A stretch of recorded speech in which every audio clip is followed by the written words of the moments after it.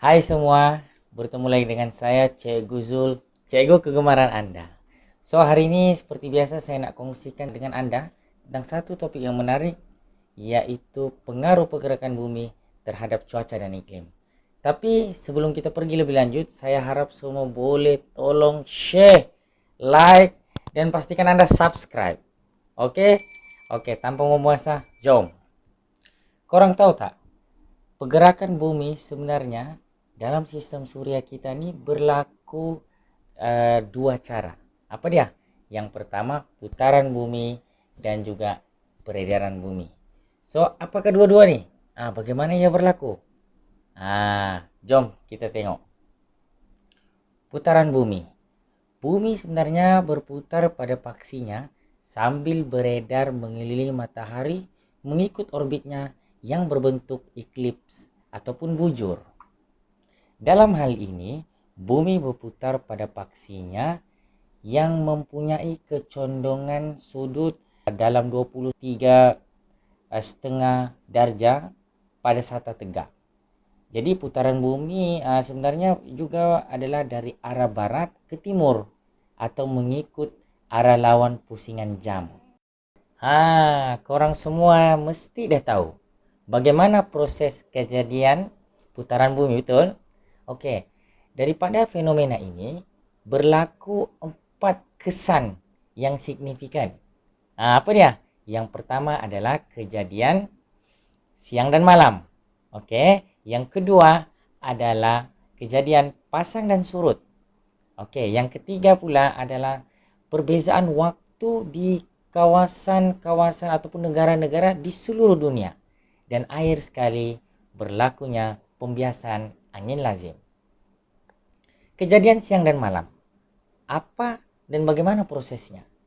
Okey, andai kata berlakunya kejadian siang malam ni adalah di mana dua bahagian penting ataupun info penting yang kita kena tahu.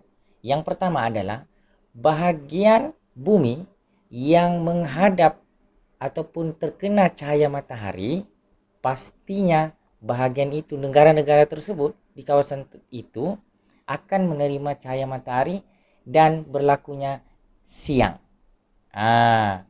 Yang kedua adalah bahagian bumi yang tidak mengalami ataupun jauh daripada matahari akan gelap.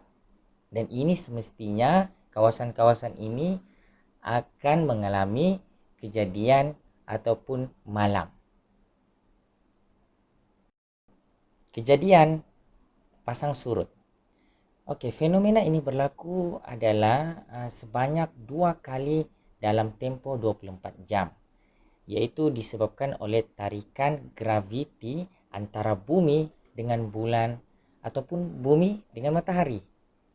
Okey, untuk kita lebih memahami bagaimana fenomena ini berlaku, saya tahu semua mesti agak bingung dengan penerangan saya. So, untuk lebih faham, kita lihat paparan ini. Berdasarkan gambar di paparan skrin ini, kita dapat lihat bahawa berlaku iaitu bumi, bulan berada dalam garisan yang lurus. Okey, perhatikan terdapat 4 kawasan yang perlu kita fahami, iaitu kawasan A, B, C dan D. Dan ada tarikan graviti bulan. Okey, kalau kita fokus dahulu terhadap tarikan graviti bulan. Yang kuat akan menarik air laut di permukaan bumi yang menghadap bulan. Hal ini bermakna kawasan B dan D akan mengalami peningkatan paras air laut atau terjadinya air pasang. Jadi semua apabila air pasang terjadi, terdapat dua pula jenis air pasang, yaitu air pasang perbani dan juga air pasang anak.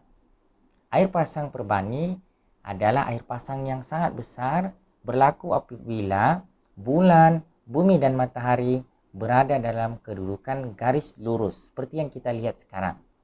Manakala air pasang anak pula berlaku apabila bulan, matahari dan bumi berada pada sudut yang tegak. Okey, Untuk bahagian A dan C pula. Oke, untuk bagian A dan C pula mengalami air surut kerana air laut tertarik ke kawasan yang tadilah kawasan B dan D. Antara kesan lain daripada putaran bumi adalah perbezaan waktu tempatan yang berlaku di seluruh dunia. Mengapa? Sebab bumi mengambil masa 24 jam untuk melengkapi satu putaran ataupun 360 darjah putaran yang penuh. Jadi bermakna dalam setiap jam bumi akan berputar sebanyak 5 darjah longitude ataupun dalam lebih kurang 4 ke 5 minit bagi setiap darjah longitude. Okey, selain daripada kesan yang saya sebut sebelum ini, antara lain juga kesan daripada putaran bumi adalah pembiasan angin lazim. Biasanya pembiasan angin lazim ini terjadi apabila bumi berputar dari arah barat ke timur, lalu menghasilkan daya graviti bumi yang dikenali ataupun kita namakan sebagai daya Coriolis. Apa dia? Yaitu daya yang menyebabkan pemesongan arah tiupan angin lazim dunia. Okey, jadi kalau kita perhatikan, bumi terbahagi kepada dua hemisfera, yaitu hemisfera utara dan hemisfera selatan. Jadi di bahagian hemisfera utara, tarikan graviti menyebabkan pergerakan angin terbias tadi itu ke arah kanan daripada arah tiupannya. Ini yang berlaku.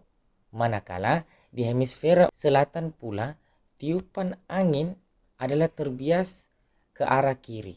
Ini perbezaan yang perlu kita perhatikan. Okey semua, itu sahaja perkongsian saya kepada anda semua tentang topik kali ini. Jadi saya harap semua boleh tolong like, komen di ruangan yang disediakan, dan pastikan subscribe untuk mendapatkan konten-konten yang lebih menarik daripada saya, Cikgu Zul, cikgu kesayangan anda.